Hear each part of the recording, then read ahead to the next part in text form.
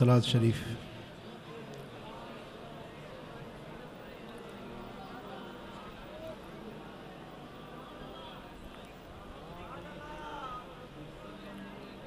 अल्हम्दुलिल्लाह अल्हम्दुलिल्लाहिल अज़ीज़िल गफ़्फ़ार वल जलीलिल जब्बार वस्सलातु वस्सलामु अला हबीबिना मुहम्मदिनिल मुस्तफ़ल मुख्तार साहिबित ताज वल मिअराज व साहिबिल इज़्ज़त वल वक़ार सलवातुल्लाहि व सलामुहु अलैहि व अला आलिहि व सहबिहिल मुहाजिरीन वल अंसार। अम्मा बाद फ़अऊज़ु बिल्लाहि मिनश शैतानिर रजीम। बिस्मिल्लाहिर रहमानिर रहीम। क़ुल ला अस्अलुकुम अलैहि अजरन इल्लल मवद्दत फ़िल क़ुर्बा। सदक़ल्लाहु मौलानल अलियुल अज़ीम। इन्नल्लाह व मलाइकतहु युसल्लूना अलन नबी या अय्युहल्लज़ीना आमनू सल्लू अलैहि व सल्लिमू तस्लीमा। अल्लाहुम्मा सल्लि अला सय्यिदिना व मौलाना हबीबिना मुहम्मदिन व आलिहि व अस्हाबिहि अजमईन। उलमाए किराम, सादाते इज़ाम, ऐं मुंहिंजा प्यारा दोस्तो, बुज़ुर्गो, भाइरो, अल्लाह जा शुक्राना जंहिं रब करीम असांखे हिन भलारी महफ़िल में हाज़िरी जी तौफ़ीक़ ॾिनी आहे। 1948 खां वठी ही 2020 पियो हले। ताज मस्जिद में मदीने वारे साईं जे बचड़न जे शहादत जो तज़किरो उलमा खां, सुलहा खां, उम्मत जे भलारन इंसानन खां तव्हां इहो तज़किरो पाक ॿुधंदा रहिया आहियो, ॿुधी रहिया आहियो, इंशाअल्लाह ॿुधंदा रहंदो। हिन मस्जिद जे फ़ज़ाउन में उस्तादुल उलमा मखदूम अहले सुन्नत हजरत किबला सईं मोहम्मद उस्मान रहमतुल्लाह अलैह, उस्तादुल उलमा महबूबुल उलमा हजरत मौलाना नाले मिठो रहमतुल्लाह अलैह, सिंध जा नामियारा आलिम बुजुर्ग तव्हांजे ताज मस्जिद में ईंदा रहिया आहिनि ऐं मदीने वारे साईं जे बचड़न जो शान ॿुधाईंदा रहिया आहिनि।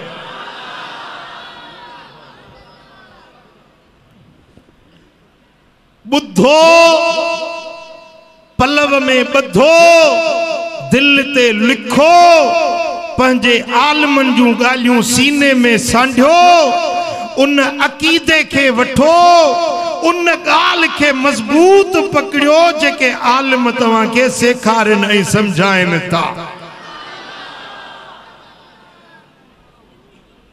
वाइज़ ॿुधण मक़सूद न हूंदो आहे। 2 कलाक, 1.5 कलाक, 2.5 कलाक तकरीर ॿुधण मक़सूद न हूंदो आहे। भली हिकड़ी ॻाल्हि ॿुधो पर उन के समझो, पंहिंजे हियाम में हंडायो ऐं उन जे मथां अमल पैरा थियो। मोरे वारो वक्त ॾाढो नाज़ुक अची वियो आहे। फितना ॾींहों ॾींहुं वधंदा पिया वञनि। मदीने वारे साईं फरमाया त अहिड़ो वक्त मुंहिंजी उम्मत में ईंदो, फितना ईअं पखड़बा जीअं कारी रात छांइजी वेंदी आहे।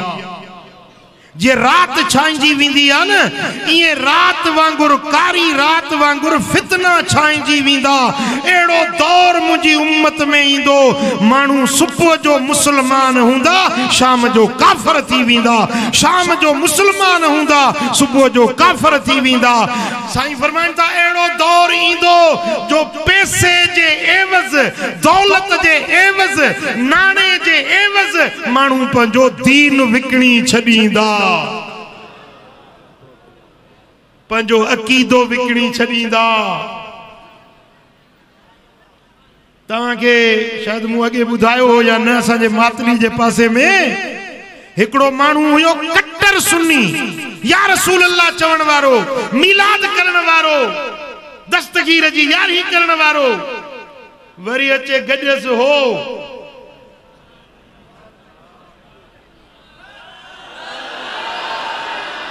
चऊं तो के मस्जिद ठहराए था ॾियूं गोठ जो चङो मुड़स बाही मस्जिद ठहराए था ॾियूं 8 लाख रुपए जी ऐं पैसा भी ॾियूं था तू रुगे इहो चओ त मां देवबंदी मज़हब जो आहियां लिखी ॾिनई मां तहां जो आहियां 8 लाख भी वरतई रोक 8 लाख जी मस्जिद ठहराई 2 साल गुजरिया तो वरी हो अचे लगस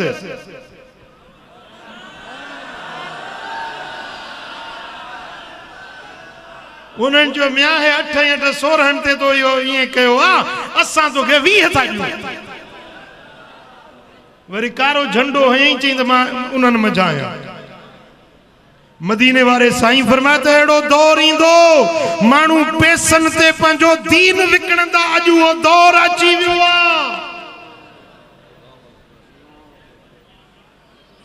मुखे एकड़ी वीडियो फिल्म देखारियूं वीडियो मोबाइल में हिकड़ो शख्स है ये कुबड़ो थियो हले तो लठ हथ में थस उन जे अगियों पोयों समन जे तादाद में मानू इहो इहो इहो कंदा था वञन चवन था इहो इमाम ज़ैनुल आबिदीन माज़ल्ला अस्तगफिरुल्लाह सुम्मा अस्तगफिरुल्लाह इहो इमाम ज़ैनुल आबिदीन ऐं हे कूफिया इन के बधियूं था वञन केती पण जंजीर उन के बधा पिया आहिनि हाणे यजीदियुनि त छा कयो छा न कयो पर वॾा यजीदी त हे हिन वॾा बेईमान हे हिन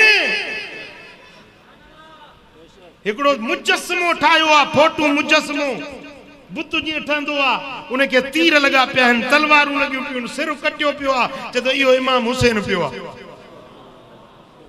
अस्तगफिरुल्लाह अज़ीम जॾहिं मदीने वारे साईं जे गुस्ताखन हालैंड वारनि खाका ठाया हा त सॼो पाकिस्तान उथी पियो हुयो चऊं त न गुस्ताखी कई आहे खाका ठाया आहिनि मदीने वारे साईं जा हुजूर जे बचन जा खाका ठाया आहिनि गैरत ईमानी जागी पई हुई मुसलमाननि जुलूस कढिया उन ते खून भी थी चुका हुया मुंहिंजा दोस्तो उहे खाका ठाया काफरन पर हिनन के तवा छा चवंदो जेके मुसलमान भी सदाइन इमाम हुसैन जो मुजस्समो ठायूं तीर चुटन तलवारूं चुटन इमाम ज़ैनुल आबिदीन जो वो मुजस्समो ठाए मुजस्समो न पर एकड़ो लोफर एकड़ो गंदो मानू उन के सदन तई इमाम ज़ैनुल आबिदीन उन के जंजीरन में कैद करे अजू यजीदी वठी दा हलन पुठियों वरी हे मातम कंदा था वञन छा या मोहब्बत आ छा यो दीन आ छा यो इस्लाम आ छा इस्लाम इन शे जी इजाजत दे थो बादशाह एकड़े के के मानू चयो सी फलाणे तो के गार दुनिया वे लफ्ज चई बुधाई त हे लफ्ज तो के चया थे बादशाह हुकुम दिनो जलाद के चई त हिन मानू जी ज़बान कटे छड़ी उन चो सी मुंजी ज़बान छो तो कटी गारियूं तो के फलाणे दिनियो बादशाह चो तो हुन जे चयो या न चयो मु त कोन बुधो न तू तो मुझे अखियुन जे सामो वेठो तो चई तू मुझे सामो वेठो तो चई वडो पादरन जो हकदार त तू आही मोरे वारा समझो दाले कोन था समझो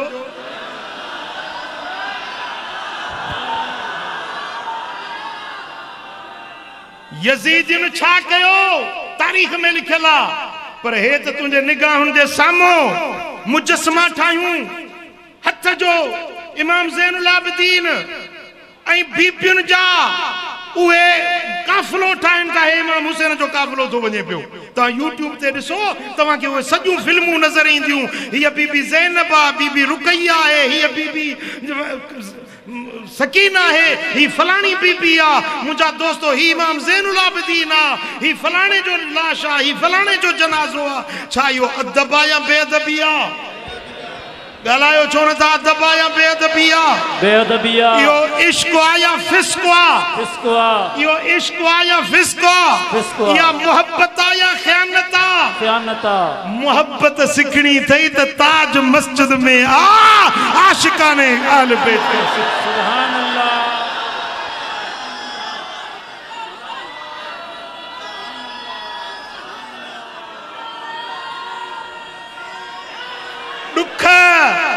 दुख जो इजहार दुहल वजाए न कबो आ। दुहल खुशी जे मौके जी अलामत हुंदी आ, शादी जे मौके जी अलामत दुहल हुंदो आ। ऐं गम जे टाइम ते दुहल वजाए मातम करे गलियुनि में मथा उखाड़ा, वातन में पान पिया आहिनि, वातन में चरस ऐं हुक्का ऐं मुंहिंजा दोस्तो नशा वातन में आहिनि। ऐं उहे पाक बीबियुनि जा नाला वठी गलियुनि में वञी मातम करण, इहा मोहब्बत न आहे।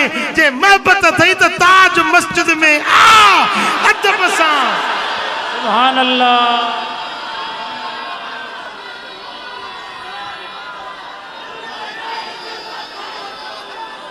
बावजू बा अदब बा मुलाहिजा एतराम सां बावजू वेही कुरान बुधो, हदीस बुधो त नबी जे बचन जो शान छा है, नबी जे अहल बैतन जी इज्जत छा है, अजमत छा है, उन्हनि जी तालीम छा है, तलकीन छा है।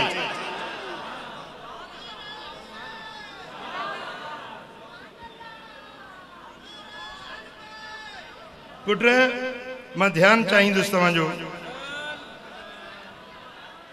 इमाम हुसैन शहीद थिया, इनमें को शक ही ना है। किए शहीद थिया, पानी बंद थियो या न थियो, किए थियो, इहो वाक़ियो बाद जो आहे। पर असुल सुवाल आहे त इमाम हुसैन मदीने जहिड़े शहर के छॾे निकितो छो? वरी जो मके में आयो तो मक्के जो शहर हज जा दिहाड़ा सजी दुनिया जा मानू अचन पिया मक्के में हज अदा कर। इमाम हुसैन मक्के के छड़े मानू एराम बदियूं मक्के में अचन था। इमाम हुसैन मक्के के छड़े कूफे दे वने। सवाल इहो आ पंहिंजे ज़हनन का पुछो त सही न मोरे वारो, अल्लाह ताके अकुल दिनो आ, समझ दिनी आ।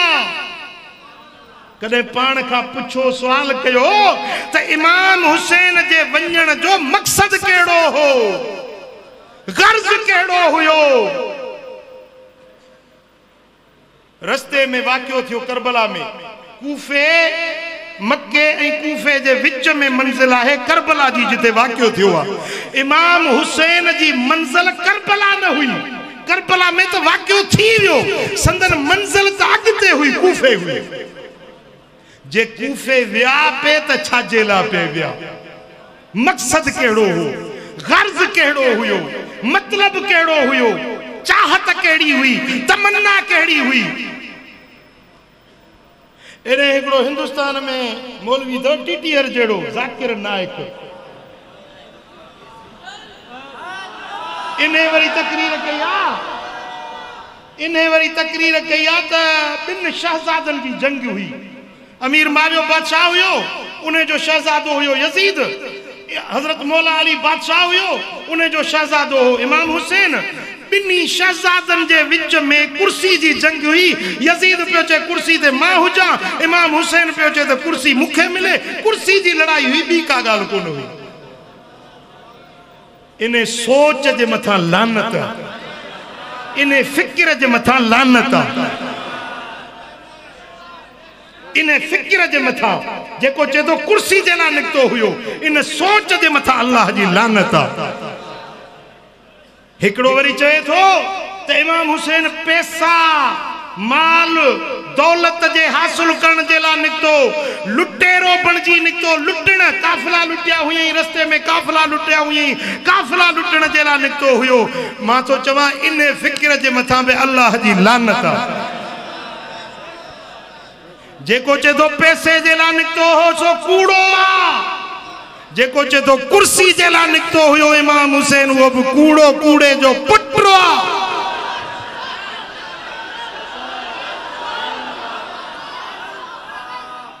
इमाम हुसैन निकतो छो हुयो, वियो छा जे लाइ हुयो, मदीनो छो छॾी, मक्को छो छॾी, बच्चा छो वठी निकतो? भला कुर्सी जे लाइ वञे हा न, इक़्तिदार जे लाइ, पैसे जे लाइ वञे हा, त पोइ इमाम हुसैन जे लाइ बेहतरीन मरकज़ मदीनो हुयो। मदीने में फौजूं गॾु करे हा, लड़ाई जे लाइ लश्कर गॾु करे हा, हथियार गॾु करे हा, कुर्सी वठे हा, त अली असगर ऐं अली अकबर ऐं बीबी सकीना ऐं सुगरा मासूम नियाणियुनि खे वठी न निकिरे हा। जेके कुर्सी जे लाइ निकिरंदा आहिनि से उहे लश्कर वठी निकिरंदा आहिनि, इक़्तिदार जे लाइ जेके वेंदा आहिनि से फौजूं गॾु कंदा आहिनि। मुंहिंजे इमाम हुसैन जे लाइ मदीनो मरकज़ हुयो, नाने साईं जी बारगाह हुई। सच ॿुधायो मोरे वारा, हिकिड़ो सुवाल तव्हां खां पुछां, दिलि खां पुछी जवाबु ॾिजो। जेकॾहिं अॼु 10 मुहर्रम ते इमाम हुसैन हिते अची वञे ऐं जे इमाम हुसैन हिते ताज मस्जिद में भी ऐलान करे त मोरे वारा केर आ जेको मूंखे सिर ॾींदो? मां तव्हांखे कसम थो ॾियां रब जी ज़ात जो, मां तव्हांखे वास्तो थो ॾियां अल्लाह जी ज़ात जो, सची ॿुधायो त सिर केर ॾींदो? कहिड़ा कहिड़ा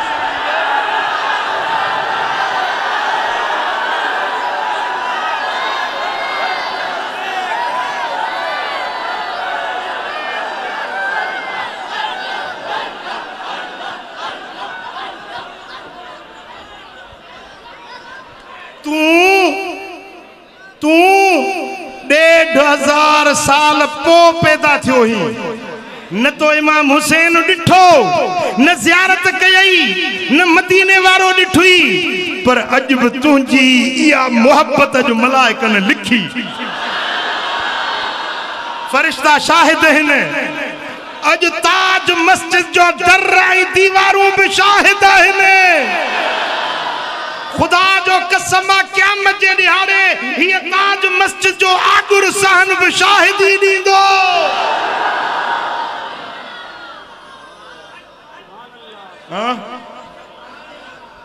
सुभान अल्लाह। हाणे जे मदीने में वेही इमाम हुसैन ऐलान करे हा त केर आ मूंसां मूंते सिर ॾींदो, त मदीने वारा छा चवनि हा? तू 1500 साल पो पैदा थे, तू सिर ॾी थो, पर जन रूबरू मदीने वारे के ॾिठो हुयो, जन मौला अली जे हथ ते बैत कई हुई। मौला अली जा मुरीद जेके मदीने में हज़ारे न लखे हुया, सिर ॾियनि हा या न ॾियनि हा? सिर ॾियनि हा या न ॾियनि हा? कुर्बानी ॾियनि हा या न ॾियनि हा? इमाम हुसैन जे हुक्म ते यजीद छा हुयो, यजीद जो लश्कर छा हुयो। पर मां हिकिड़ो फ़कीर आहियां, सूफ़ियुनि सां जुतियुनि खाइण वारो आहियां, सूफ़ियुनि जो मुंहिंजो ईमान आहे, असां सूफ़ियुनि जो मशरब आहे त इमाम हुसैन मदीने वारे साईं जो गादी नशीन आहे।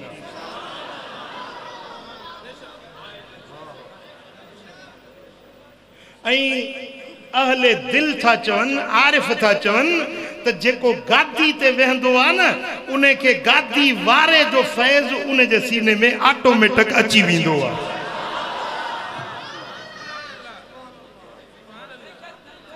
पीर से रोज़े धणी जा हुर्र, पीर पागारे जी जमायत अज भी चवंदा आहिनि त जेको भी गादी ते वेठो रोज़े धणी जो फैज़ उन जे सीने में अची वेंदो आ। अंग्रेजन हुरन के मारियो, जेलन में विधो, लोढ़न में बंद कयो, तब चोन पिया भेज पगारा। जेको भी गादी ते वेंदो उन्हें जेला सिर भी दींदा, उन्हन जो नजरियो आ आले दिल जो नजरियो आ, तो जेको गादी ते वेंदो आ उन्हें के गादी वारे जो फैज मिलंदो आ। वो मदीने वारे साईं जे गादी ते जेको वेठो आ उन्हें वट को पावर हुंदो कनन न, फैज हुंदो कनन न, उन्हें वट का सलाहियत हुंदी या न। मां तो हिय तो चवा जे इमाम हुसैन हिय आंगुर जो इशारो करे हा न त यजीद जो लश्कर 80,000 जो सिर कलम थी सकियो आहे। यो ईमान इन सिंध जो एकड़ो बुजुर्ग आ, तारीख तोहफतुल किराम में मीर अली शेर खाने लिखियो आ त सिंध जो एकड़ो बुजुर्ग हुयो, उन्हें वट बादशाह वक्त जो कावड़जी पियो, फौज मोकली बुजुर्ग के मारन जे ला। पो बुजुर्ग वट जेडी मल फौजी बाहरों घेरो कयो साईं जे दरगाह के, एकड़ो फौजी अंदर गिड़ी आयो। अबा किया ही फौजी वर्दी जो ॾिठे, अबा किया ही कि बादशाह हुकुम ॾिनो तो के मारन आया आहियूं, मूंखे मारन आई कि हा। मुरीद के चई त अबा यो अंदर कोठी में बसर पिया दे, एकड़ो बसर खणी दे, बसर खणी नहीं।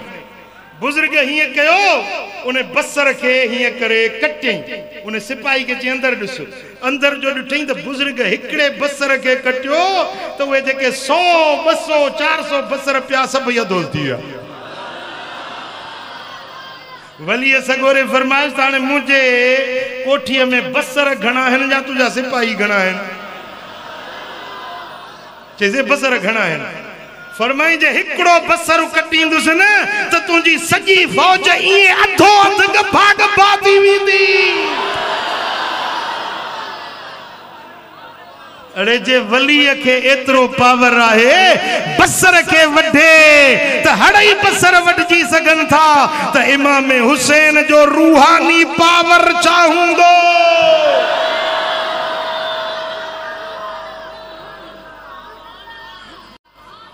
इमाम हुसैन जी आलमा पुट जो पुट, पुट जो पुट, उन जो पुट, उन जो पुट, उन जो पुट, 7वीं 8वीं पीढ़ी में हजरत मोहम्मद गौस गवालियारी,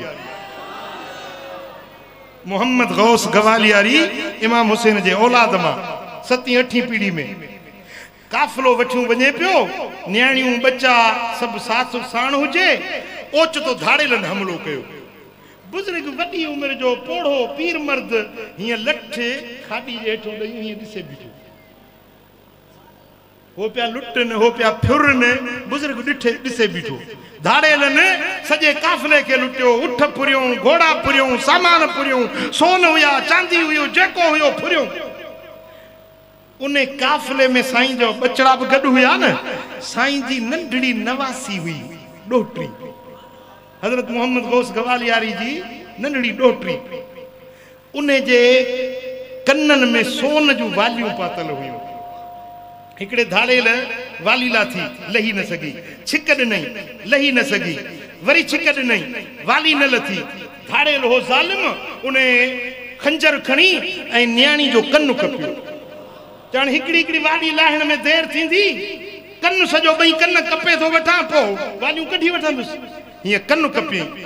बुज़ुर्ग पे मंज़र ॾिठो, न्याणी जो हिकड़ो कन्नु कपियईं, ॿियो कन्नु कपियईं। उन न्याणीअ दाह कई, नाना साईं, नाना साईं, नाना मुझो कन्नु कपजी वियो। जेॾी महिल नंढड़ी न्याणी रड़ कई, अल्लाह जो वली जेको ख़ामोश हुयो, सब्र में हुयो, इस्तिकामत में हुयो, जेॾी महिल नंढड़ी न्याणी दाह कई, नाना मुझो कन्नु कपजी वियो, त वलीअ जो सब्र जो पैमानो उथली पियो। हू जेका लठ टेक ॾेयूं बीठो, लठ सिधी करे हीअं फेरायईं, हीअं जो लठ घुमायई त जेतिरा बि धाड़ेल हुया उन्हनि जूं सिरियूं धड़नि खां धार थी वियूं।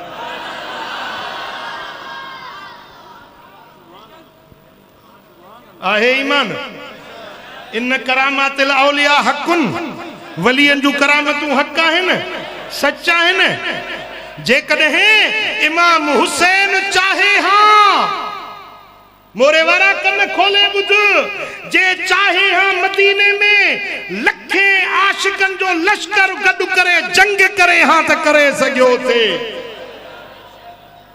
जेकॾहिं लश्कर न गड करे हाँ पंजो रूहानी पावर इस्तेमाल करे हाँ यजीद केड़ी शे हुई हुरमलो केड़ी शे हुई इब्न जियाद केड़ी शे हुई खुदा जो कसम इमाम हुसैन जेकॾहिं चाहे हाँ न हिय लठ पाक हणे हाँ त फुरात जहिड़ियूं 10 नहरूं बहाए सघियो थे आहे ईमान पर हेॾे पावर जे बावजूद हेतरी फॉलोइंग जे बावजूद मदीने के छड़े मक्के आयो मक्के के छड़े कूफे दे हलियो छाजे ला सवाल इहो आ त इमाम हुसैन कुर्बानी छो ॾिनी गाल समझ में आई हाँ बुधो जिए हजरत मौला अली शेर खुदा शहादत जो प्यालो पीतो इमाम मौला अली जी शहादत बि हिकड़ी साजिश जे तहत थी मौला अली जी शहादत का पो जेको इंतशार थियो अफरा तफरी थी हजरत इमाम हसन के खलीफो चूंडियो वियो 40,000 जो लश्कर हर वक्त जंग जे ला तैयार लश्कर हजरत मौला इमाम हसन सा गड हुयो पर इमाम हसन खून रेजी न चाही जंग न चाही लड़ाई न चाही इमाम हसन हजरत सैयदना अमीर माविया रजी अल्लाह ताला ने सा सुलह करे ताज ऐं तख्त अमीर माविया जे हवाले करे छडियो इमाम हुसैन यो मंजर डिठो पे जेडी मल तख्त ते यजीद बैठो अमीर माविया जे वफात का पो जने यजीद तख्त ते बैठो यजीद जो किरदार गंदो हुयो उन्हें जा इखलाक बुरा हुआ उन्हें जा प्रकार गंदा हुआ यजीद सरे आम शराब पियंदो हो यजीद जिनाकार हुयो यजीद कुत्ता पालन वारो हुयो यजीद जेडीमल महफिल में वेंदो हो त बैरूने मुल्क जा बाहिरन मुल्कन जा कीमती शराब घुराए पियंदो हुयो यजीद बेईमान थी वियो यजीद इस्लाम जो दुश्मन थी वियो हाने यजीद जेकी कानून कढिया न उहे इस्लाम जे सरासर खिलाफ हुया दीन जे खिलाफ हुया जेको दीन जो जेको वण मदीने वारे साईं पोखियो जेके हुजूर पंजे खून सा आबियारी कई हुई जे दीन के खुलफाए राशिदीन तनावर दरख्त बनायो जे दीन के मौला अली आबाद कयो जे दीन जेला इमाम हसन कुर्बानी दिनी जे दीन जेला अहल बैतन कुर्बानी दिनी अज उन दीन जो दुश्मन तख्त ते ताज जो मालिक थी यजीद हुकूमत जो मालिक थी भाई हुकूमत जो डंडो ताकत रखे थो ना हुकुमरान जी चवे तीअं करे समझो था असां वटि त जमहूरियत आहे पर इन जमहूरियत जे बावजूद हींअर पंजाब जा जेकी दर्सी किताब आहिनि उन दर्सी किताबनि मज़ा जेकी बि इस्लामी सबक उहे कढी बेईमानी वारा सबक शामिल कया अथनि हिन तव्हांजे इमरान खान जे दौर में छा कंदो मुमताज कादरी खे फाही ॾिनी वई मुल्क एहतजाज कयो पर थियो कुछ कोन हुकूमत जो डंडो आ जी वणे तीअं कनि था जेडी मल हे त मुसलमान हिन पर यजीद जेको बेईमान हुयो दीन जो धाड़ेल हुयो इस्लाम जो दुश्मन बनजी चुको हुयो जडे यजीद तख्त ते वेठो उन्हें जेके कानून पे पास कया से इस्लाम जे खिलाफ हुया दीन जे खिलाफ हुया इमाम हुसैन के पंजे नाने जे दीन जो दर्द हुयो दीन के बचाइण जो फिक्र हुयो मदीने में, मदीना मुनव्वरा में मदीने जो गवर्नर इमाम हुसैन के चई यजीद जी बैत कर, पर फरमाए बैत न कंदुस। यजीद जानी शराबिया, हुसैन पाका। यजीद पलीता, पाक कदे पलीतन जे अग्या न झुकंदा है। मक्के में आयो, मक्के दे गवर्नर चयो यजीद जी बैत कर। हुकूमत मदीने में भी यजीद जी हुई, मक्के में भी यजीद जी हुई। कूफे जे अंदर जेको गवर्नर हुयो नोमान बिन बशीर, वो अहल बैतन सा मोहब्बत रखण वारो हुयो। कूफे वारने यजीद जी बेत न कई। इमाम हुसैन के खत लिखूं त साईं असा तुझा हुबदार, तुझे बाबे अली जा हुबदार, तुझे नाने नबी जा हुबदार, असा तवां जे लाए सिर कुर्बान जान फिदा कंदासी। तवां असा वट अचो, असा तवां जा साथी थींदासी। यजीद जो असा बेत न कई आ, मुकाबलो यजीद सा कंदासी, असा तवां जा साथी थींदासी। इमाम हुसैन के हिकड़ो न ब न चार न, पर हिकड़ी रिवायत में 3000 खत मिलिया। घणा? 3000 खत मिलिया। हिकड़े ही ॾींहं ते 5-5 वफ़द ईंदा हुया।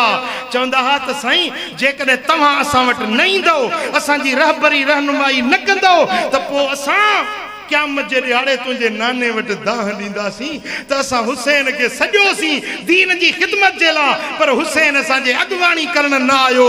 अहिड़े क़िस्म जा ख़त लिखियऊं। पोइ इमाम हुसैन पंहिंजे नाने जे दीन खे बचाइण जे लाइ, इस्लाम जे कलमे जी सरबुलंदी जे लाइ, महबूब जे झंडे खे बुलंद करण जे लाइ, पंहिंजे बाबे मौला अली जे उन गैरतमंदी वारे उन जोहर के बरकरार रखंदे हजरत इमाम हुसैन कूफे दे रवानो थियो।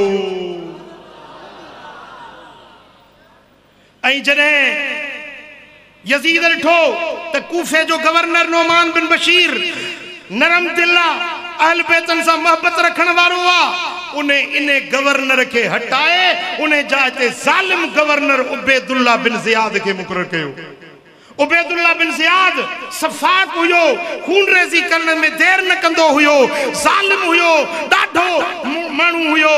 कूफे में उन्हें रत वहाए छॾिया हुया, बसरे में उन्हें रत वहाए छॾिया हुया।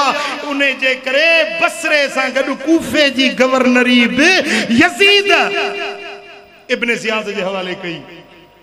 हेॾो इमाम हुसैन यजीदियुनि जा कूफियुनि जा ख़त पढ़ी, उहे ख़त बि साण हुयसि। जेॾी महिल करबला ॾे कूफे ॾे हलियो पिए त उहे ख़त बि साण खणियूं पिए आयो। जेॾी महिल हज़रत इमाम हुसैन करबला जे मैदान ताईं पहुतो त उन वक़्त में परियों इनकलाब अची चुको हुयो। नोमान बिन बशीर माज़ूल थी वियो, ज़ालिम उबैदुल्लाह बिन ज़ियाद गवर्नर बणजी वियो। उन्हें कूफे वारनि खे चयो जेको इमाम हुसैन जो साथ ॾींदो उन जो सिर कलम कंदुसि, उन जा बच्चा यतीम कंदुसि, उन जो घर नीलाम कंदुसि। त कूफे वारा पंहिंजे उन जेके वफ़ा जा अहद ॿधा हुयनि ऐं उहे ख़त अॼु ताईं बि रुॻे अहले सुन्नत जे किताबनि में न, पर अहले तशय्युअ जे किताबनि में उहे ख़त मौजूद आहिनि। उन्हनि ख़तनि जो मफ़हूम छा हो ॿुधायांव? शीयन जा मुस्तनद किताब जी मुंतहिल आमाल या पंहिंजो मुल्ला बाकिर मजलिसी जा किताब आहिनि, उन्हनि में उहे ख़त मौजूद आहिनि। उन्हनि में लिखनि था त ए हुसैन असां तुंहिंजा शिया आहियूं, तुझे बाबे अली जा शिया आहियूं, असां हुबदार आहियूं, असां वटि अचो, पोखूं मेवा पचण वारा आहिनि, तव्हां अचो, असां तव्हां सां गॾु आहियूं, तव्हांजी कुर्बानी ॾींदासीं, असां तव्हांजे लाइ सभु कुझु करण जे लाइ तयारु बीठा आहियूं, तव्हां महिरबानी करे कूफे अचो, असांजी रहबरी ऐं रहनुमाई कयो। ख़त लिखण वारा कूफे जा शिया हुया। वरी इब्न ज़ियाद जे ज़ुल्म ऐं ॾाढ खे ॾिसी फिरी वञण वारा बि शिया हुया। जेको लश्कर इब्ने ज़ियाद गड्डु कयो वो लश्कर दिमश्क मां न आयो हुयो, वो लश्कर भी कूफे जे शीयन जो हुयो जेके इमाम हुसैन जे मुखालफत में दुश्मनी में उठिया उहे बयान न हुया। शीयन जे किताबन लिखियो आ तो उहे भी शिया गद्दार हुया जन खत लिखी घुरायो वरी बेवफाई वो उन्हनि कई। पुट गाल समझ में अचेव थी? दुश्मन केर हुया, मारण वारा केर हुया, गद्दारी करण वारा केर हुया?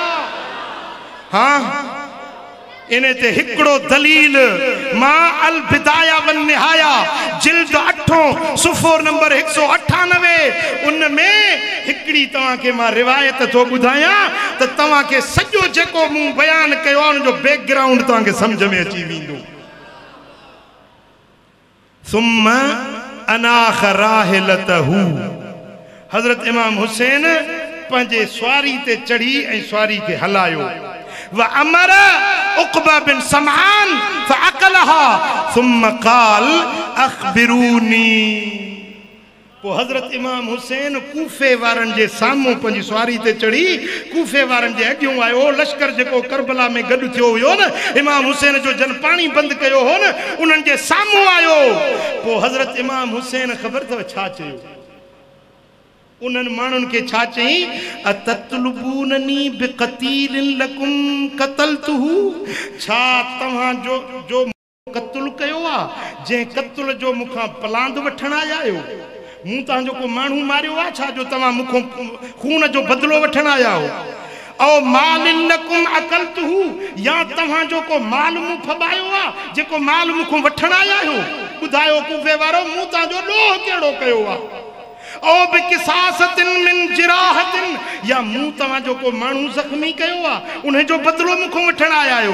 काल फअखज़ू ला युकल्लिमूनहू जेरी मन इमाम हुसैन इए फरमायो के जो मु खून कयो आ त बुधायो मु तवा जो माल फबायो आ त बुधायो मु ता जो को जख्मी कयो आ त बुधायो त गाटा हेठ शर्म का कंध हेठ कयो छो त कूड़ा हुया न कंध हेठ कयूं गाल्हाइण जी जुरत न कयूं।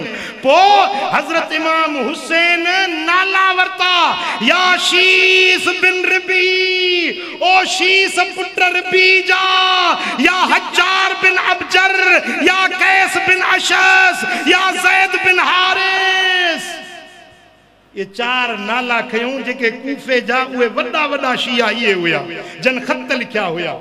इमाम हुसैन जा लफ्ज बुधो अलम तक्तबू इलैया छा तवा मुखे कोन लिखियो हुयो कद अयनत सिमार साईं खजूरू मेवा पची विया आहिनि फसल तैयार थी विया आहिनि वक़्तरल जनाब असांजो जा फसल बाग तैयार थी विया आहिनि फअक़दम अलैना ए इमाम हुसैन तव्हां असां वटि अचो असां तव्हांजा मुंतज़िर आहियूं असांजा सिर असांजो जानियूं असांजा बाग असांजा माल सभु मौजूद आहिनि अव्हां जे लाइ सभु क़ुर्बान आहिनि अचो छा तव्हां मूंखे ख़त लिखी न घुरायो हुयो? पुट फैसलो इमाम हुसैन पान कयो त संदन कातिल केर आहिनि जेके घुराइण वारा हुया उहे ई विढ़ण वारा हुया जन खत लिखी घुराया हुया। इमाम हुसैन उनजा नाला तो वठे पियो त फलाणा फलाणा फलाणा फरमाइन था त हज्जार बिन अबजर शुबैस बिन रबी कैस बिन अशस ज़ैद बिन हारिस तव्हां ई त आयो जो मूंखे खत लिखी घुरायो हुयो वरी तव्हां ई मूंसां बेवफ़ाई था कयो। फ़क़ालू लहू लम नफ़ल त चवण लगा त असां त खत लिखिया ई कोन्हनि असां त खत लिखिया ई कोन्हनि। इमाम हुसैन के साम्हूं ईअं चई फ़क़ाल सुभान अल्लाह इमाम हुसैन चयो त सुभान अल्लाह अल्लाह जी ज़ात पाक आहे वल्लाहि लक़द फ़अलतुम अल्लाह जो कसम आहे त तव्हां ई मूंखे खत लिखी घुरायो आहे। सुभान अल्लाह अजब जी ॻाल्हि आहे जो खत लिखी घुरायो अथव वरी वरी इकरार बि नथा कयो मञो बि नथा। पोइ हज़रत इमाम हुसैन फरमाया या अय्युहन्नास इज़ करहतुमूनी फदऊनी अनसरिफ अनकुम। ए कूफे वारो, अगर मुझो अचण तवा के पसंद ना है तो दुनिया जहान रब जो खुलियो पियो आ, मुझो रस्तो छड्यो, मां पंजे नाने जी दीन जी खिदमत के बे हंद वनी कंदुस। फकाल लहू कैश बिन असास, कैस बिन अशस नाले उन्हें खबीस चयो अल्लाह तंजिल अला हुक्म बनी अम्मे का, भला तवा यजीद जी बेत छोड़ था कयो, बेत खणी कयो तो गाली खत्म थी वने, झगड़ो ही खत्म थी वने, बेत कयो न। इन्नहुम ला युज़ूक, तवा के ईसाईंदा कोन, यजीद ता सा विढ़ंदो कोन, यजीद ता के मारींदो कोन, यजीद ता के ईसाईंदो कोन। वला तरा मिनहुम इल्ला मा तुहिब, यजीद खां तो के उहा शे मिलंदी जेका तू पसंद कंदे। यजीद जी बेत कयो, तस्लीम थी वञो, बस गाल खत्म थी वेंदी।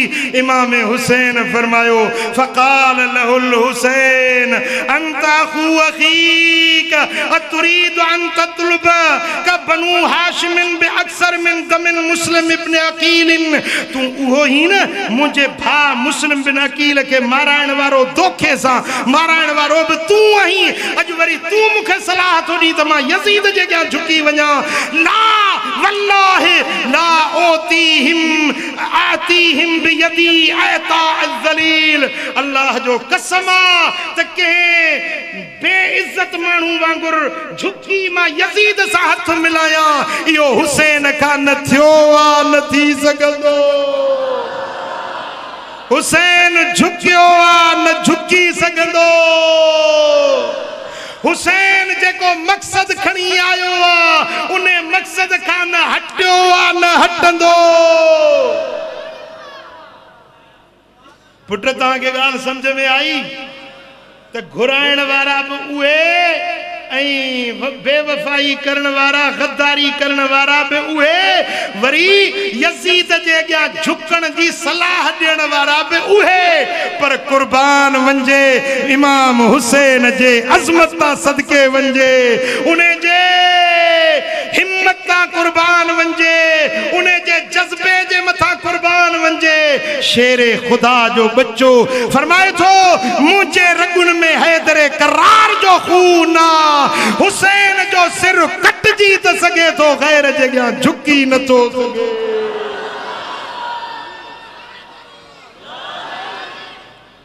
सुभान अल्लाह। मुझा दोस्तों, उन वक्त में हजरत इमाम हुसैन उन्हनि के नसीहत कया, व नादल हुसैन अय्युहन नास। इमाम हुसैन नसीहत कंदे फरमायो त इंसानो इस्मउ मिन्नी नसीहा, मां हुसैन तव्हां खे नसीहत थो कयां। अकूल हालकुम, मां तव्हां खे हिकिड़ी नसीहत थो कयां, मुंहिंजी ॻाल्हि ॿुधो। फअनसत अन्नास कुल्लुहुम, पंहिंजा त ख़ामोश थी विया, पर हू यज़ीदी भी चुप थी विया। त हिन वक़्तु हुसैन चवे छा थो, नसीहत कहिड़ी थो करे। फ़क़ाल बाद हम्दुलिल्लाह व सना अलैहि अय्युहन्नास इन क़बिलतुम मिन्नी अनसफ्तुमूनी कुन्तुम बिज़ालिका असअदु।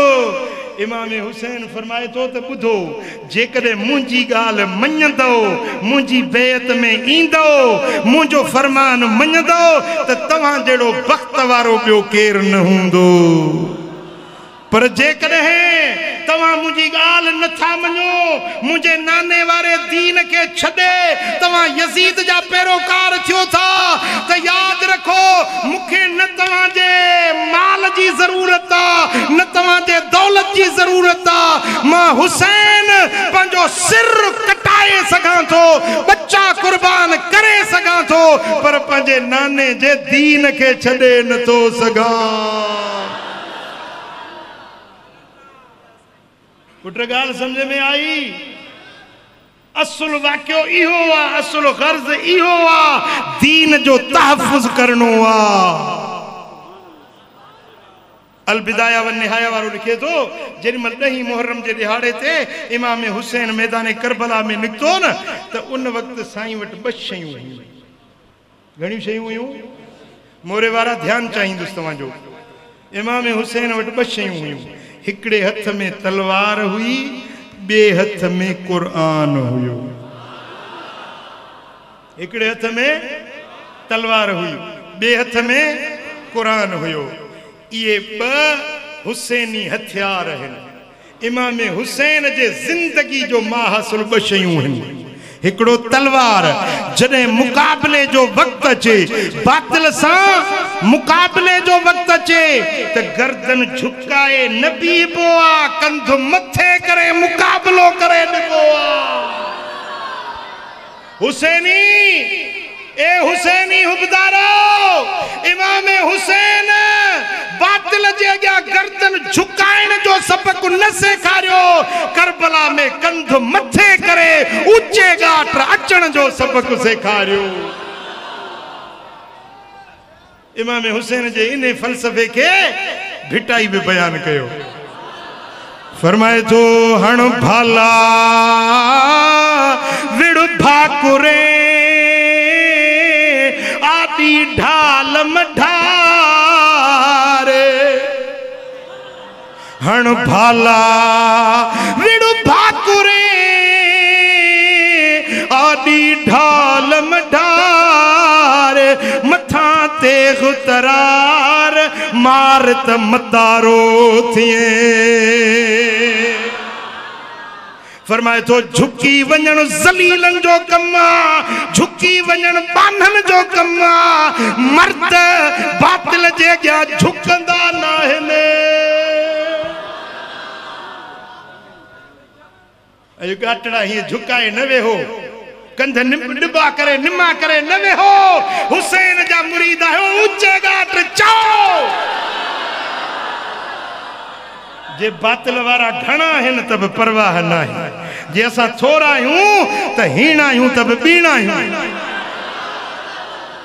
ॿ आहियूं त बि ॿारहां आहियूं, झुकबो नाहे। खबरदार मोरे वारो, बातिल जे अॻियां न झुकणो आ, न निमणो आ, ऊंचे घाट अचण या इमाम हुसैन जी तालीम आ। मुज़ाहिमत जो लीडर आ, मुज़ाहिमती तहरीकुन जो लीडर आ मुझो इमाम हुसैन। जिंदाबाद जिंदाबाद मुर्दाबाद। मुझा दोस्तों, बे नंबर ते इमाम हुसैन जेको मैदान करबला में असा के सबक दिनो, हिकड़े हथ में तलवार, बे हथ में कुरान। चो बे हथ में छा हुयो? कुरान हुयो। इमाम हुसैन जो मंशूर ऐं दस्तूर रब जो कुरान हुयो। इमाम हुसैन भंग जा कूंडा, दूल, धुकड़, मातम रोडन ते वनी मथा उघाड़ा करे न्याणियों बेपर्दा बाजारुन में वठी वञण हुसैन जो तरीको नाहे, इहो शिमिर जो तरीको आ, इहो यजीद जो तरीको आ। इमाम हुसैन जो मंशूर ऐं दस्तूर कुरान वारो, कुरान वारो, कुरान।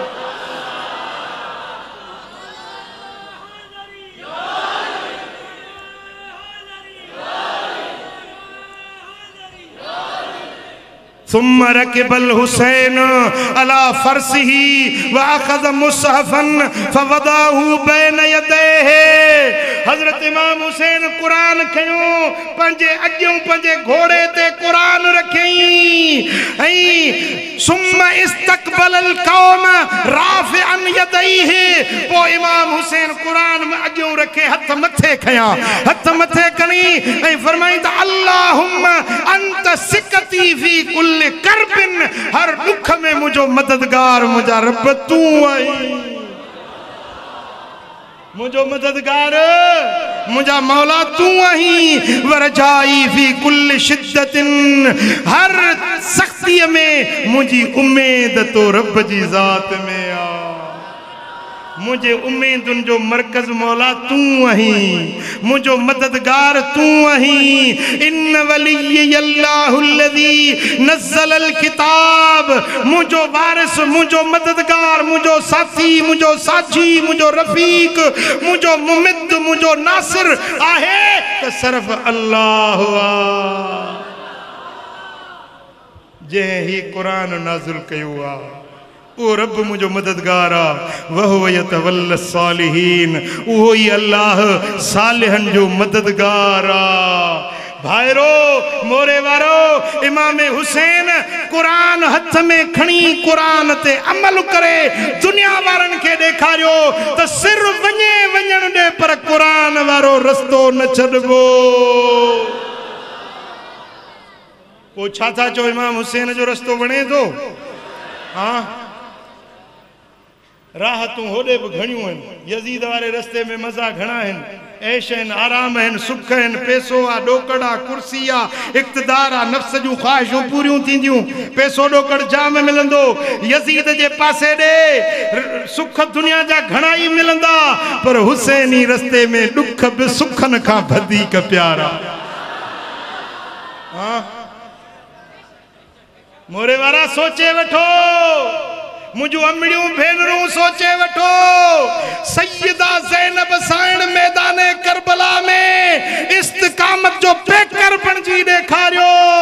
जेॾी महिल यजीदियुनि खेमा लुटिया, सामान फुरिया, ओॾी महिल बीबी ज़ैनब जे छातीअ में का शइ लिकल हुजे, माण्हुनि सम्झो शायदि सोन लिकायो अथई, चांदी लिकाई अथई। सैयदा ज़ैनब फरमायो त अलीअ जी बचड़ी सोन चांदी न लिकाईंदी, अलीअ जी बचड़ी के सीने सा कुरान लगल आ, कुरान कुरान। हाँ मुझा दोस्तों, इमाम हुसैन हिक त हक ते हलण सेखारियो, ॿियो कुरान जो मंशूर ऐं दस्तूर पेश कयो। पोइ तव्हांखे कुरान वारो रस्तो थो वणे या यजीद वारो रस्तो? जवाब ॾियो, ॻाल्हायो। कुरान वारो रस्तो वणे थो त पोइ निमाज़ पढ़णी पवंदी। कुरान चए थो अकीमुस सलात, निमाज़ क़ाइम कयो, तव्हांखे निमाज़ पढ़णी पवंदी। यजीदी आहियो त तव्हांखे किताब ई न आहे, तव्हांखे चङो ई कोन था, यजीदियुनि ते मयार ई न आहे। जे हुसैनी आहियो त निमाज़ पढ़ो। जेॾीमहिल मैदान करबला में तीर वसिया पे न, तलवारूं वसियूं पे न, इमाम हुसैन हक न कई, ए यजीदियो बंद कयो नेज़ाई भला, अलीअ जो बच्चो ज़ोहर निमाज़ पढ़ंदो। जे हुसैनी हुबदार आही न, मातमी जुलूस हलंदे सिजल थे जो टाइम अची वञे त रड़ कर बीहो ज़ाकिरो बीहो त निमाज़ गॾिजी पढ़ंदासीं। हुसैन जो तरीक़ो आहे त निमाज़ पढ़ी ॾेखार न, भला जे पंज नथो पढ़ी त ज़ोहर आहिनि, मग़रिब आहिनि त पढ़ी ॾेखार न। ओ मिठा, निमाज़ पढ़ण, रोज़ो रखण, कुरान ते अमल करण, हे हुसैनी तरीक़ो आ। जेके हुसैनी रस्ते ते हलंदा आहिनि, ख़ुदा जो कसम सोभ उन्हनि जी कामयाबी उन्हनि। सच ॿुधायो त मैदान करबला में यजीद जो लश्कर भी घणो, हथियार भी घणा, उन जी जमियत भी घणी, पैसो ॾोकड़ भी उन वटि। इमाम हुसैन तोड़े जो हथे खाली हुयो, पर फतह कंहिंखे मिली? फतह कंहिंखे मिली? ख़ुदा ॼाणे थो त मां करबला भी ॾिसी आयो आहियां, कूफो भी ॾिसी आयो आहियां, दिमश्क भी ॾिसी आयो आहियां। शुगर मिल जो तव्हां ॾिठो आहे न, जिते बर्नर हूंदो आहे, बर्नर जिते बाहि ॿरंदी आहे, 24 कलाक बाहि ॿरंदी आहे। शीशे जो कारखानो आहे दिमश्क जे शहर में, उन शीशे जो जेको बर्नर आहे, जिते बाहि थी राति ॾींहुं ॿरे, उहा बर्नर आहे हिते यजीद जी क़बर आहे। यजीद जी क़बर उन बाहि वारे मकाम ते आहे, जिते शीशे जे कारखाने जो बर्नर थो ॿरे, उते अंदर भी बाहि अथसि, मथों भी बाहि अथसि। पर हुसैन जी मज़ार मां ज़ियारत दीदार करे आयो आहियां, ख़ुदा जो कसम लख रहमतूं थियूं हर वक़्त में वसन, रहमतूं।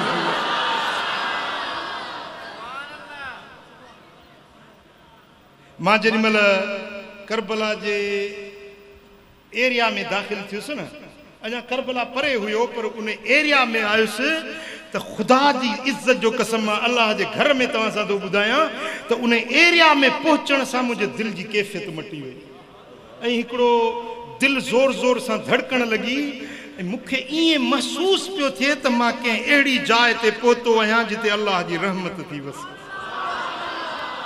ऐं जेॾीमहिल न पहिरियों पहिरियों मंज़र हज़रत हुर्र जे मज़ार जो नज़र आयो। हजरत हुर्र जी मज़ार जे पेरी शहादत माणी इमाम हुसैन जे कदमन ते हजरत हुर्र पंजी जान फिदा कई। खुदा जाने उते पहुंचण सां केडो भी कठोर दिल हुजे पर अखियुनि मां पानी वही जो। वरी जेॾीमहिल करबला मुअल्ला में इमाम हुसैन ऐं गाज़ी अब्बास जे दरबार ते पहुतुस, इएं पियो समझा त ॼणो अल्लाह जे रहमत जो नूर ऐं रहमत वसी रही आ। इएं पियो लॻे ॼणो मलाइक चौधारी घेरो कयूं, हथ अदब जा ॿधियूं, इमाम हुसैन खे अॼु बि सलाम करे रहिया। मुझा दोस्तों, चंद पल जी यजीद जी हुकूमत हुई पर सदियों हुसैन जूं, सन हुसैन जा, क़यामत ताईं बादशाही हुसैन जी। यजीद मानुन जे गर्दनन ते डंडे जे जोर ते 2-3 ॾींहं हुकूमत कई पर यजीद जी उहा हुकूमत न रही, ताज तख्त न रहियो, पर हुसैन जी हुकूमत अॼु बि करोड़ दिलुनि जे मथां कायम ऐं दायम। उन जो मंजर थोड़ी देर पहिरीं तव्हां पाण अखियुनि सां ॾिठो। हुसैन जे नाले ते सिर घुर्त हज़ारे सिर ॾियण वारा आशिक। मां तो चवां त हींअर जेको वज़ीर आज़म आहे न इमरान खान, इहो बि उथी चवे त मूंखे सिर केरु ॾींदो त हिकिड़ो बि अंगूठो ॾिएसि। सची थो ॿुधायां, हिकिड़ो बि सिर कोन ॾींदुसि। वज़ीर आला काइम अली शाह चवे त वाह मूंखे सिर ॾियो, केरु न ॾींदो सिर, पर मुंहिंजे सोणे हुसैन जे लाइ लखें सिर अॼु बि हाज़िर। ऐं जे इमाम हुसैन सां दिल लाती, मोहब्बत जो राबतो गंढियो, खुदा जाने उहो निभागो बि सभागो आ, निदोरो बि सदोरो आ, जहन्नमी बि जन्नती। जेॾीमहिल इमाम हुसैन जो सिर मुबारक खयूं न, इस्लाम जी तारीख़ में पहिरियों सिर आहे जेको नेज़े ते खयूं। ॿियो कंहिंजो सिर नेज़े ते इमाम हुसैन खां अॻु में कंहिंजो बि इस्लाम में सिर नेज़े ते न खयूं वियो। पहिरियों सिर इमाम हुसैन जो जेको नेज़े ते खयूं। जेॾीमहिल सिर मुबारक कूफे मां खणी दिमश्क वञनि पिया यज़ीद जे दरबार में, त रस्ते में हिकिड़ो गिरजा घर हो, ईसाइन जो माबद हो, इबादत खानो हुयो। ईसाई राहिब हुयो जेको पंहिंजे इबादत खाने जी छत ते चढ़ियो वेठो। उन जो दरवाज़ो मथों खिड़की खुलियल हुई ओभर पासे ॾों, उन रस्ते सां जेको रस्तो कूफे वारो हुयो।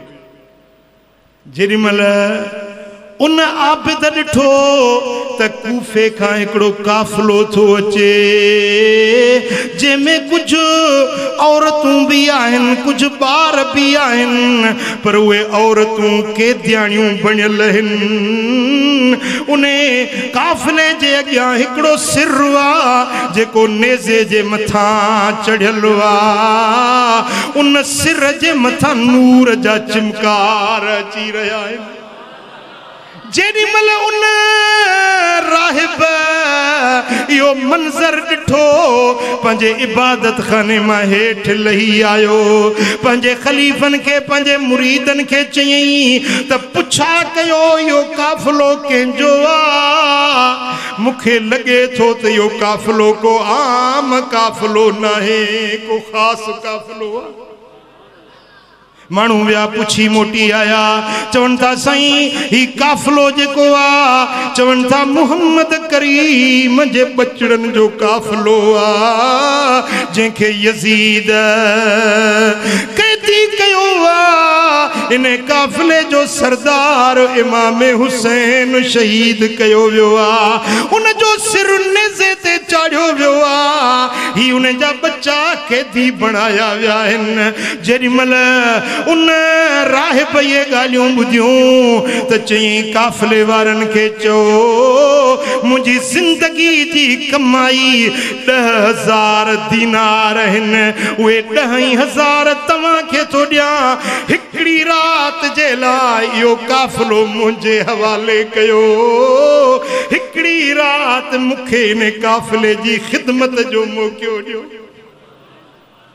कूफे वारा पैसे जा भुख्या हुया, दौलत जा लालची हुया, उहे चवण लगा त ए राहिब 10,000 दे, असां हे काफिलो सॼो तुंहिंजे हवाले कंदासीं रात हिकड़ी।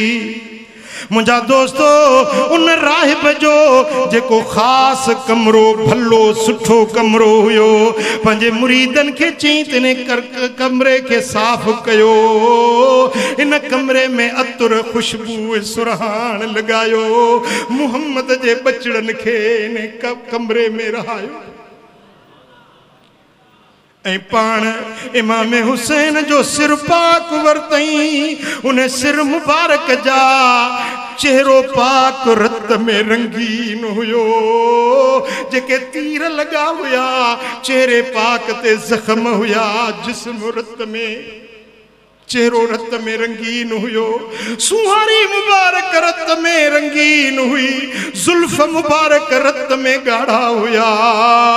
उन ईसाई राहिब छा कयो जो हजरत इमाम हुसैन जे जुल्फन के धोतई, चेहरे के धोतई, साफ कयई। उन चप मुबारक जन के मदीने वारो मीर चुमड़ियूं ॾींदो हुयो, उन चेहरे पाक के साफ करे, खुशबू सुरहान जुल्फन में लगाए, पंहिंजी झोली में रखई ऐं पाण ॾिसंदो रहियो, अखियुनि मां ॻोढ़ा वहंदा रहियसि।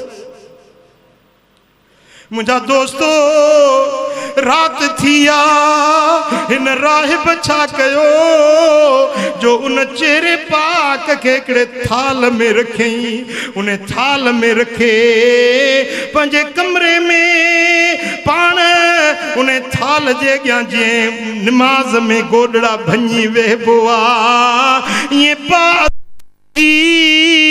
बाहूं बधी ऐं इमाम हुसैन जे चेहरे जी ज़ियारत ऐं दीदार करण लॻो आ।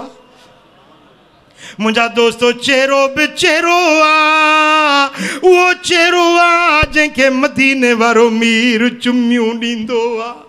हज़रत याला बिन मुर्रा थो चवे, हिकिड़े ॾींहुं हुज़ूर मदीने जे गली मां अचनि पिया, इमाम हुसैन ॿारनि सां रांदि खेॾे पियो, सुहिणो नबी गली में वेही रहिया, इमाम हुसैन खे भाकुर पाए पंहिंजे सीने सां लाथऊं। पोइ छा कयूं जो हिकिड़ो हथु खाॾीअ जे हेठों, ॿियो हथु मथे जे मथों ॾेई चप चपन ते रखे, इमाम हुसैन जा चप चुमण लगा, पंहिंजी ज़बान चूसाइण लगा। वो पाक चेहरो जंहिंखे मदीने वारो साईं पंहिंजी ज़बान चूसाईंदो, अजो पाक चेहरो ईसाई राहिब जे अॻियों आ, हीअं ॾिसे बि थो, अखियुनि में ॻोढ़ा बि वहन पिया।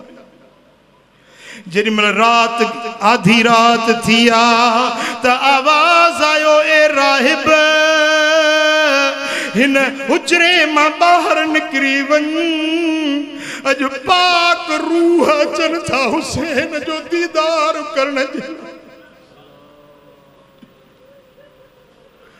जरूर अमर खातून जन्नत जो रूह आयो हूंदो।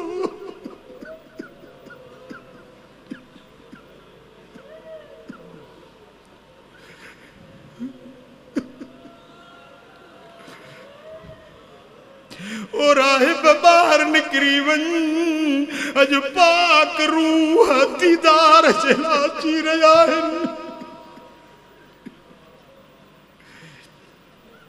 ये मुझी ज़बान, ये मुझो कलम छा पेश करे हसनैन जो गम, ये मुझी ज़बान, ये मुझो कलम हर हूर हुसैन के हार विधा।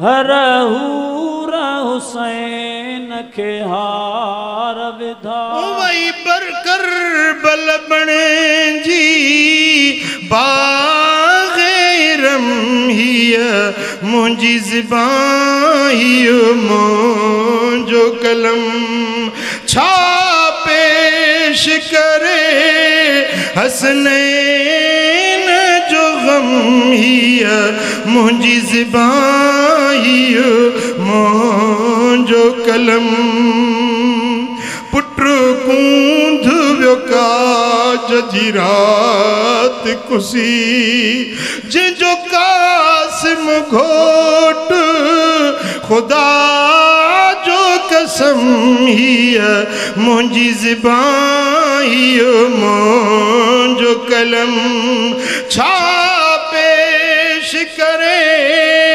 हसनैन जो गम हिया मुंजी ज़बाहियो मुंजो कलम मुझा दोस्तों पूरी रात आबिद खिदमत ऐं सेवा में गुजारे थो जिए सुबुह थियो आ उन जे दिल वारो ॾीओ रोशन थी वियो चे तो ला इलाहा इल्लल्लाह ला इलाहा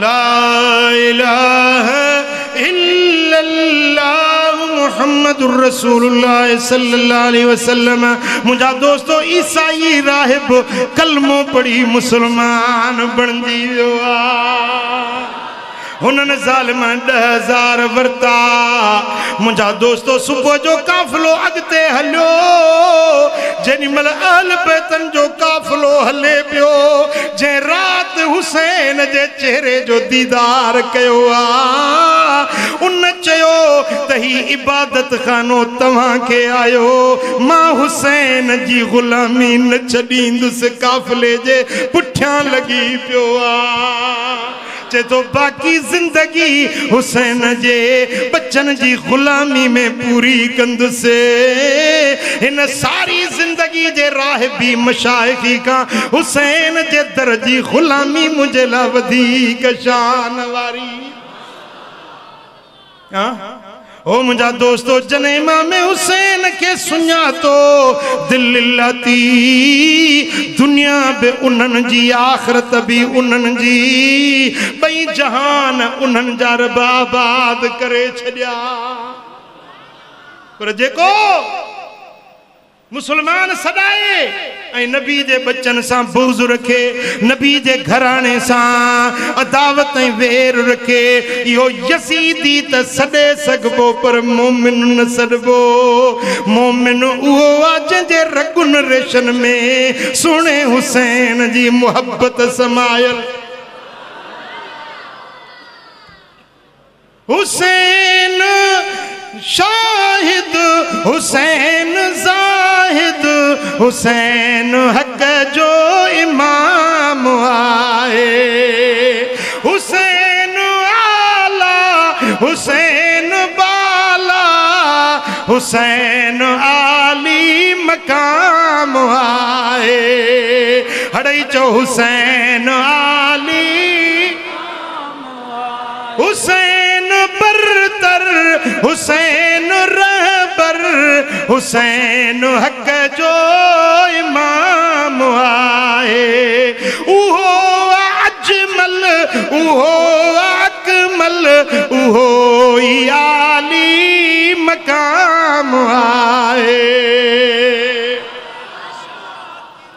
कदे मके में कदे मदीने कदे संदस सिर सवार नेज़े उहो शरीयत उहो तरीक़त उहो ई नबवी निज़ाम आए उहो शरीयत उहो तरीक़त उहो ई नबवी निज़ाम आए हुसैन रहबर हुसैन दिलबर हुसैन रह हुसैन आली मकाम आए। अज तो दिल सा पढ़ मलाइक नाला लिखन ही था प्या। अजु या लिस्ट करबला भी विंदी त कूफे भी विंदी, या लिस्ट अज मदीने पाक भी विंदी। हुसैन बाला हुसैन आला हुसैन हक जो इमाम आए।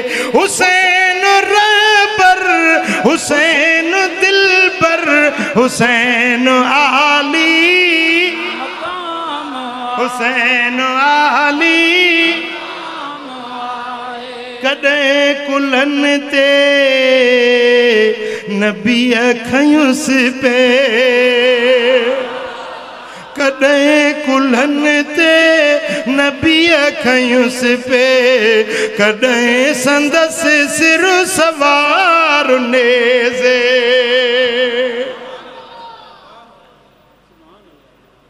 ओ कदे संदस सिर सवार नेज़े।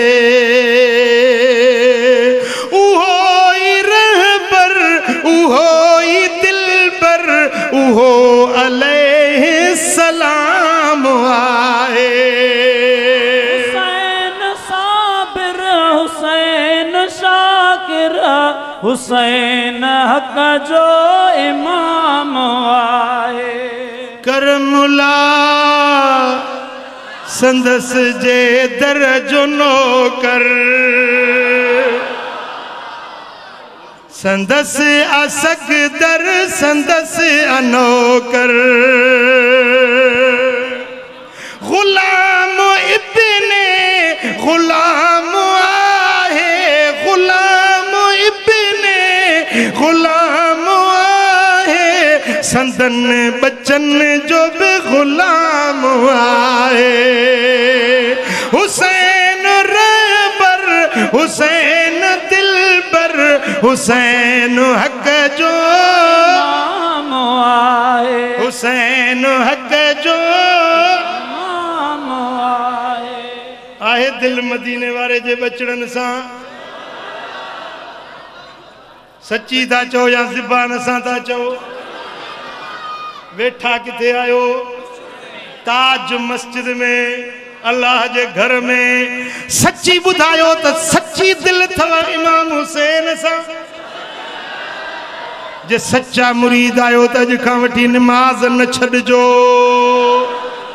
नमाज पढ़जो, सुहारी रखो, रब जो जिक्र कयो, मस्जिद के आबाद कयो, नेकी जे रस्ते ते हलो। तवांजी दुनिया बि आबाद, तवांजी आखिरत भी रब आबाद कंदो। अल्लाह करीम असां के सच्चो हुसैनी बनाए, इमाम हुसैन जी मोहब्बत में जियारे, इमाम हुसैन जी मोहब्बत वारो मौत नसीब फरमाए। बटे सिटूं दुरूद सलाम जो थींदियूं, उन खां पोइ दुआ थींदी। सब उथी बियो।